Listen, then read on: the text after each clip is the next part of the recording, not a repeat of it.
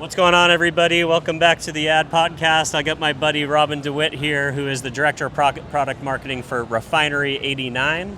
Robin, thanks for coming on, man. Thanks so much for having me. Yeah, my pleasure. So tell me a little bit about yourself and tell us about Refinery89. Where do you guys sit in the ecosystem? Yeah, so indeed. I'm Robin. Within the ecosystem, I'd say we're an ad tech platform. Okay. We mainly focus on one hand on publisher monetization, making sure that they have a lightweight single tag solution in order to integrate and do full stack SSP, supply side. Yes, indeed. Nice. So on one hand, the publishers. On the other hand, Yep. we have the SSPs doing all the demand partnerships. Of course, it goes beyond just demand partnerships. Yeah. We have a CMP, we have a identity solutions out there, all in order to make sure that the publisher gets the best value for their impression. Yeah. That's what we're looking for. I love it. Yeah, so publishers are continually fighting a phenomenon known as ad bloat, having technology kits that are lightweight, if you will, to make sure that their ads load quickly, that they are able to tap into the auction at the speeds that are requirement to get the best monetization. And at the end of the day, with AI, that's a lot of new source code and a lot of new inputs. So as AI continues to become a bigger part of the ad tech landscape, how is that going to affect the industry and still give the technology side the agility that it needs to process all these data without ruining the user experience? Very good question. So I think AI, it's only going to get smarter, obviously. Yep. There's already a lot of data, of course, in programmatic in order to process. I think AI in that sense is going to enable a lot of publishers in order to start processing that data that before they haven't. At the same time, of course, it's a double-edged sword because the agencies are also using AI. So I really hope that AI is going to give the publishers the tools in order to be able to sort of fight back and claim their righteous space within the industry.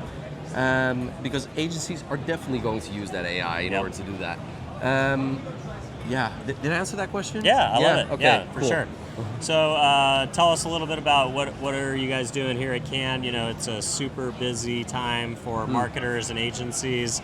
Getting share of voice or share of attention is something that every platform, every technology company is out there doing different things. So what does your Cannes look like from the perspective of, marketing, business development, activation, dinners, things that are designed to help you get in front of the right people and make the most of the week? Exactly. So we're actually here with 3 people. Nice.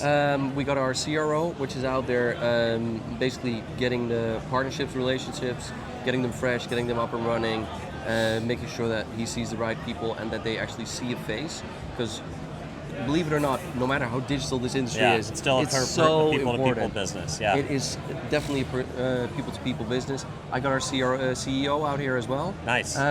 He's a little bit more unofficial business, so to speak, but still, going to lunches, going to dinners, making sure that people see him, etc. And I'm here actually a little bit for the same thing, making sure that Refinery89 is visible. Yep. I don't have a little bit less of a set agenda. Yep. My role is a bit more networking. I love it. Which, to be fair, has been amazing. It's kind of fun to not have a super full dance card and allow a little bit of the magic of Cannes to just kind of unfold, And it has definitely unfolded. That's great. I'm meeting That's so many, especially British publishers for some reason. I just walk up to random people and they turn out to be British publishers. Like, okay, amazing. That's what I'm here for. That's great. Not here to sell you my solution. Just to get to know you. I love it. And luckily, lots of people know the brand already, and it's just great to be able to explain a little bit more and just walk away. I love it. That's cool. Have you been able to sit in on any panels or thought leadership or anything like that yet? No, okay. I have not been able to attend any. Is there anything on your dance card that you want to do this week as far as like seeing any thought leadership, or is there anything on the Cannes schedule that is appealing to you, exciting, that you want to check out?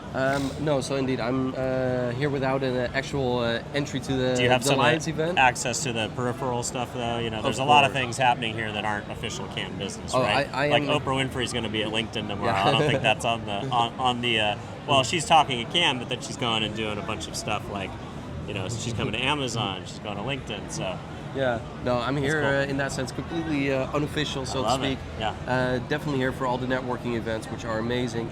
Personally, I'm really looking forward to the Yahoo event tomorrow morning, tomorrow evening. Yep. I have heard many people are going there, so yes, definitely looking forward to that. I think I'll be checking that one out as well. Definitely a place to be, and just networking events. meeting random people that somehow always seem to fit within the business and the industry. Yeah, it's kind of amazing where you can come to something like Cannes where there's 54,000 confirmed people that are at Big Can, probably another 50,000 that are here in an unofficial capacity. Yeah. It's amazing how you can walk around, spend time at some of these activations, and still at the end of the day meet somebody that's like a totally productive, inspiring, relevant, a conversation that you and walk away and end up learning something. I think that is the magic. Somehow, the people that are here, they all have a great story to tell. Like, I haven't managed to speak to anybody boring yet. And I don't know. I do think that's something quite unique over here. Maybe I just got lucky. Maybe. But I really hope for the next 2 days that it's going to continue. I love it.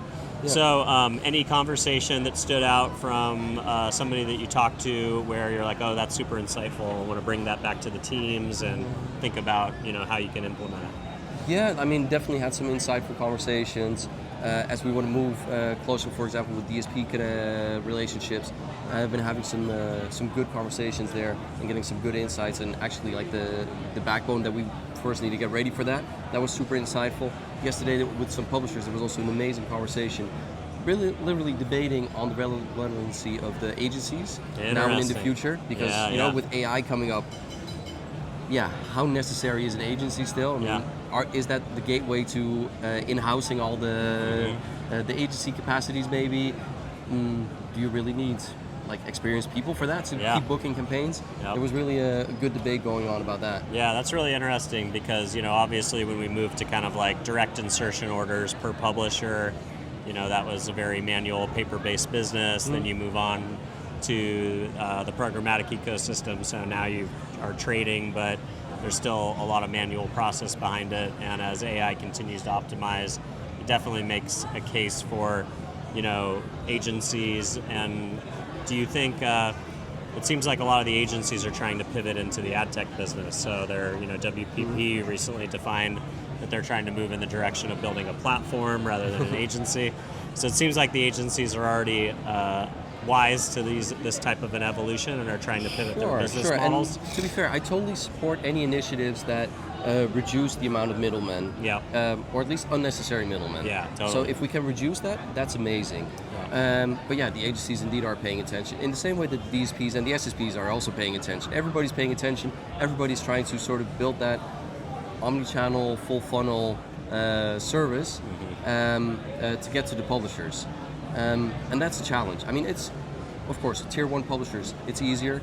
Smaller publishers, tier 2, tier 3 publishers, that's where it is already going to become more difficult because they, at least independently, are not going to have the capacity in order to be able to manage this. And the agencies, of course, also, well, unless, of course, we start employing AI agents, which from an agency side or an SSP or a DSP side is perfectly feasible.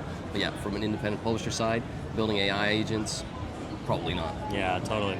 So you talked a lot about publishers and, their business models are facing a lot of headwinds in the open web. 60% of Google search is no longer resulting in a click. Where do you think ad tech partners sit in the ecosystem to help publishers not only survive but thrive?